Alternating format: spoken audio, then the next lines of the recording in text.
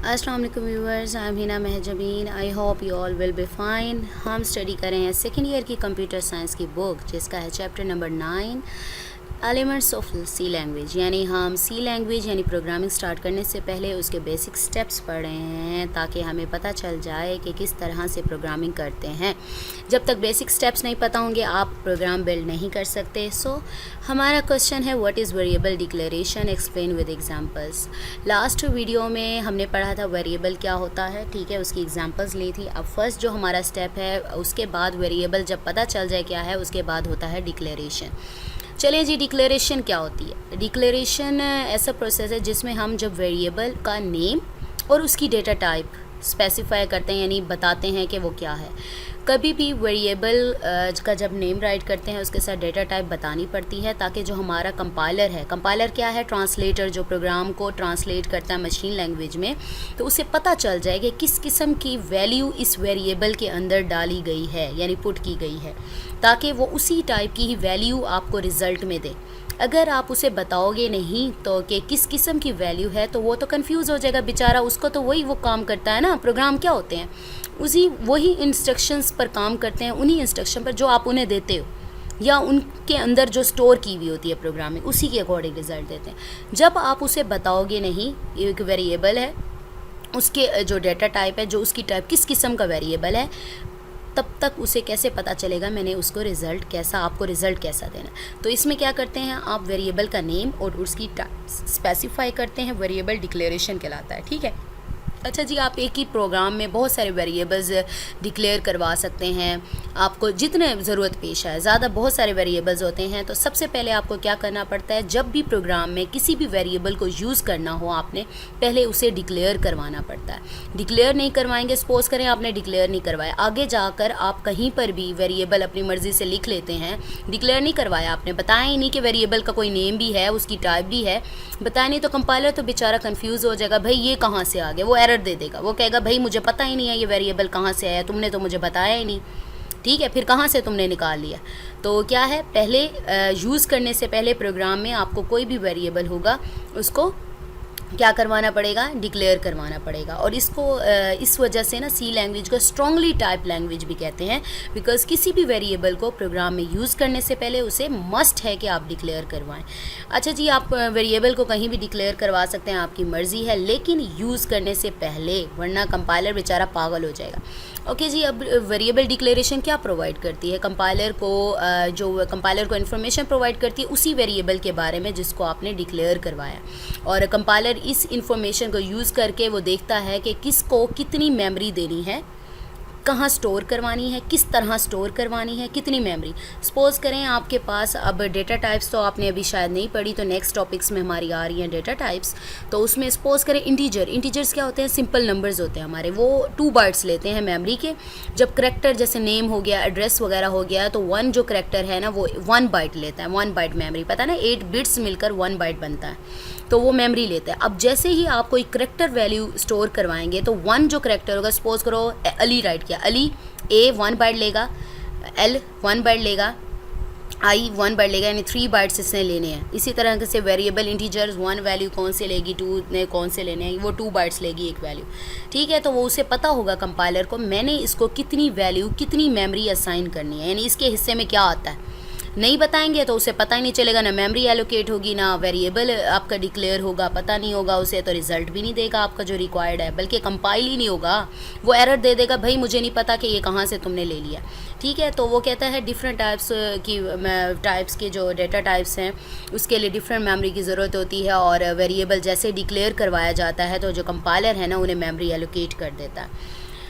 Okay जी, इसके मैं आपको डेफिनेशन के तौर पे पढ़ा देती हूँ। The process of specifying the variable name and it's type is called the variable declaration. यानी कौन सा प्रोसेस, ऐसा प्रोसेस जिसमें वेरिएबल को नेम और उसकी टाइप प्रोवाइड की जाती है, स्पेसिफाई मखसूस की जाती है, तो उसे क्या कहते हैं, variable declaration. A program can have as many variables as needed, जितने ज़रूरत हैं वो रख सकता है। C language is strongly type language because it means that all the variables must be declared before they are used in the program. क्योंकि जो भी वेरिएबल यूज़ करना है प्रोग्राम में, यूज़ करने से पहले उसे पहले क्या करना पड़ेगा, डिक्लेयर करवाना पड़ेगा। A variable can be declared anywhere in the programme before it use, यानी यूज़ करने से पहले इसे क्या है, ज़रूरी है कि आप उसको डिक्लेयर करवा दें। ये मैं ऑरली में आप लोगों को समझा चुकी हूँ। The variable declaration provides information to the computer about the variable, यानी कंपाइलर को इन्फॉर्मेशन प्रोवाइड करेगी वेरिएबल के बारे में। The compiler uses the declaration to determine how much memory is needed for each variable, यानी हर वेरिएबल के लिए कितनी मेमोरी की ज़रूरत है।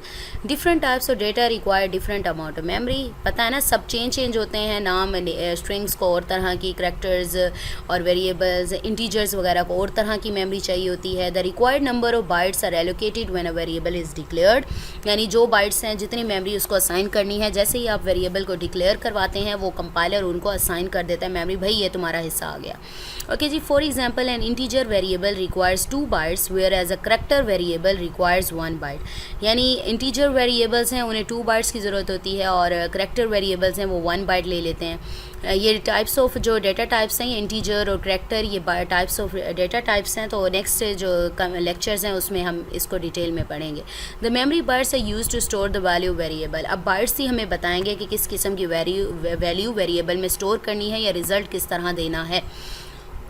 Okay ji, once a variable is declared, data type cannot be changed during program execution. However, the value of variable can be changed during execution. ये तो मैं पहले प्रीवियस लेक्चर में भी बता चुकी हूँ आपको। जब एक बार वेरिएबल आपने डिक्लेयर करवा दिया, यानी उसको डेटा टाइप दे दी, मेमोरी असाइन कर दी, उसके बाद आप उसको डेटा टाइप को या वेरिएबल नेम को चेंज नहीं कर सकते, लेकिन उसके अंदर, इस बकेट के अंदर जो आपने वैल्यू डाली है उसको ड्यूरिंग एग्जीक्यूशन, यानी आपका प्रोग्राम रन कर रहा है, सपोज करो वेरिएबल लिखे, कोई इनपुट है, वो आप अपनी चेंज कर सकते हो, लेकिन नेम और डेटा टाइप चेंज नहीं की जा सकती once it is declared. Clear? Okay जी, हम सिंटेक्स पढ़ते हैं। सिंटेक्स की डेफिनेशन भी हम प्रीवियस जो लेक्चर चैप्टर नंबर 8 में आई थिंक पढ़ चुके हैं। सिंटेक्स क्या होता है? वो रूल्स जिसके अकॉर्डिंग कोई भी प्रोग्रामिंग लैंग्वेज राइट की जाती है। वो सिंटेक्स बता रहा है कि किस तरह से वेरिएबल डिक्लेयर करवाया जाता है। फर्स्ट आपने लिखना है डेटा टाइप। डेटा टाइप जैसे इंटीजर की बात की थी प्रीवियस स्लाइड में, तो क्या इंट, INT इंट राइट करोगे। वेरिएबल नेम सपोज करो मार्क्स हैं, मार्क्स राइट कर दोगे। सेमीकोलन टर्मिनेटर भी यूज़ होता है। अगर ये सिंटेक्स है राइट करने का, अगर सेमीकोलन नहीं लगाओगे तो आप कंपाइलर एरर दे देगा कि भाई आपने रूल वायोलेशन कर दिया है, यानी सिंटेक्स एरर दे देगा, यानी आपने जो रूल है सिंटेक्स का, यानी जिस तरह से राइट करने थे प्रोग्राम की स्टेटमेंट वैसी राइट नहीं की। ठीक है, अब डेटा टाइप क्या है? It indicates the type of data that can be stored in variable, के किस किस्म की डेटा टाइप क्या बताएगी, किस किस्म की वैल्यू इस वेरिएबल में जो आप डिक्लेयर करवा रहे हो उसमें स्टोर होनी है, उसके अकॉर्डिंग ही मैं उसको मेमोरी असाइन करूँगा। Variable name refers to the memory location of the variable, यानी नेम बताएगा कि कहाँ पर उसकी मेमोरी लोकेशन है। एग्जाम्पल देख लें आप लोग। डिफरेंट टाइप्स और variables are declared as follows. Int marks, int क्या है? डेटा टाइप, ठीक है ना, पहले क्या आनी थी? Data type. इंट है ये इंटीजर फॉर्म में, और ये जो है ये वेरिएबल नेम है मार्क्स, सेमीकोलन जो टर्मिनेटर है। मार्क्स क्या है? वेरिएबल नेम, यानी मार्क्स इंटीजर्स में होता है ना, नंबर क्या होता है? 28, 30, ठीक है, इस तरीके से वो स्टोर करवाएगा। फ्लोट का मतलब है डेसिमल पॉइंट वाली वैल्यूज़, यानी पॉइंट वाली जो वैल्यूज़ होती हैं, जब आप फ्लोट यूज़ करेंगे तो आपको पॉइंट में वैल्यू देगा। और एवरेज वेरिएबल नेम है, ये तो पता है, एवरेज जब नंबर्स को डिवाइड करते हैं, एवरेज निकालते हैं, मोस्टली हमारे पास पॉइंट्स में आंसर आता है, तो इसीलिए फ्लोट राइट किया। उसके बाद है चार। खैर भी कुछ प्रोफेसर खार भी कहते हैं ऐसे, खैर पता है चार, हम तो चार ही कहते हैं। ग्रेड, ओके जी, ग्रेड अब ABC ग्रेड्स होते हैं, वो तो करैक्टर्स हैं ना, जैसे अल्फ़ाबेट्स हैं, तो करैक्टर, इसको करैक्टर में किया, यानी उसे पता चल गया मैंने कितने बार। डबल सैलरी, जैसे इंटीजर है ना, इंट मार्क्स हैं, वो छोटी वैल्यूज़ के लिए यूज़ करते हैं। जब आपने बड़ी वैल्यू सैलरी में यूज़ करना हो, यानी बिगर वैल्यूज़ के लिए, तो डबल कीवर्ड यूज़ होता है। ये कीवर्ड्स यूज़ हो रहे हैं, ठीक है। नेक्स्ट आ जाएँ, यही जो मैंने आपको बताया है यही राइट किया हुआ है। In the above examples int, float, char and double are keywords that indicate data types. ये डेटा टाइप्स हैं। The word marks, average, grade and salary are variable names. ये क्या है? Variables name. Many variables of same data type can also be declared in single line. अब suppose करें यहाँ पर तो मैंने सिर्फ मार्क्स लिए थे ना, एक ही वैल्यू के। अगर आप चाहते हैं कि मार्क्स, जैसे सपोज़ करें मैं आपको दिखा दूँ कि इंट मार्क्स है, आप लोग डिक्लेयर करवाना चाहते हैं कि सपोज़ करें, मैं यहाँ पर राइट करके भी दिखा देती हूँ आपको। करैक्टर ले लें आप, चार ले लें, चार नेम होता है, नेम ले लें आप लोग, और नेम ले लें, एड्रेस ले लें, वो भी करैक्टर्स में ही आएगा, ठीक है। तो सेमीकोलन लगा लें, या फिर आप कुछ और नेम, एड्रेस, और क्या होगा, फादर नेम लिख लें, फादर, ठीक है। इस तरीके से आप लोग राइट कर सकते हैं। ये ना एग्जांपल दिए, वैसे वेरिएबल्स को राइट करने के भी रूल्स होते हैं, ठीक है, उनको फॉलो करना पड़ता है। ओके जी, आप इस तरीके से चाहें तो वेरिएबल्स नेम जो हैं आप लोग उसको क्या डिक्लेयर करवा सकते हैं एक ही लाइन पर, लेकिन कोमा से उसको सेपरेट करना पड़ेगा आपको, ठीक है।